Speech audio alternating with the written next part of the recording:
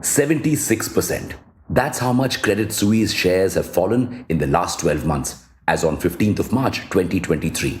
Just in the last 5 days, the bank's shares have declined by 35%. What is going on? Why is one of the world's biggest banks falling? Let's take a look. The whole financial world is on shaky ground right now. Not one, not two, but three major US banks, Silvergate Bank, Silicon Valley Bank, and Signature Bank, have fallen in the last few days. The tremors are being felt throughout the entire financial system. This series of falls has made both investors and stakeholders wary of banks. They are so cautious now that they are dumping bank shares on the tiniest signs of weakness. Credit Suisse's sign of weakness? Saudi National Bank, Credit Suisse's biggest shareholder, said it will no longer invest in the bank. Wait, why? The bank has not only been witnessing losses after losses, it has also been involved in several scandals.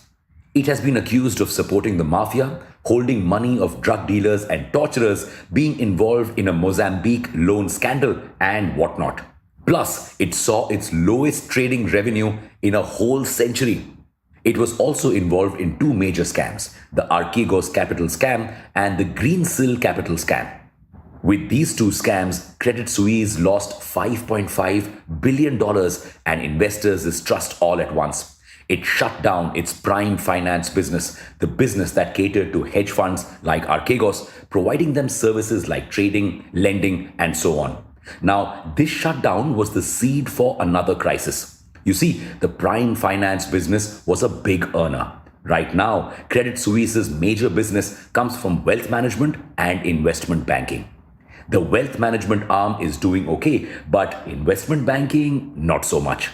This could be due to the current global funding landscape. The arm's core strengths of financing, M&A, and SPAC deal support are not in a lot of demand right now.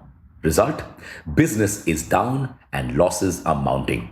Other investment banking companies like JP Morgan and Goldman Sachs have also seen revenue decline, but Credit Suisse has been hit harder due to its scandals. In 2022 also, the bank's performance has been pretty bad. Its revenue declined and losses increased 5x. What's more, Credit Suisse said that it found material weakness, meaning major mistakes, in its financial reporting. This acknowledgement was the last nail in the coffin. Shareholders had had enough. They started dumping shares.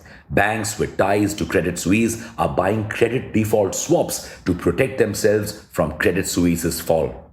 And the world is praying that we don't see another major financial crisis.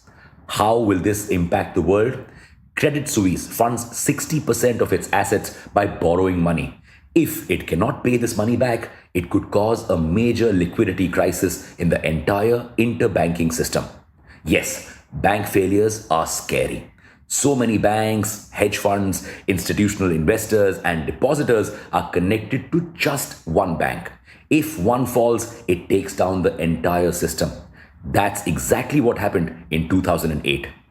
And the world fears it could happen now. But there's a tiny ray of hope here.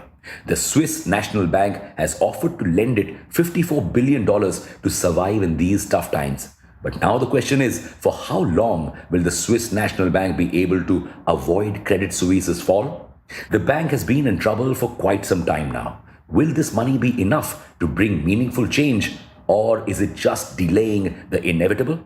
See you in the next episode. Jai Hind.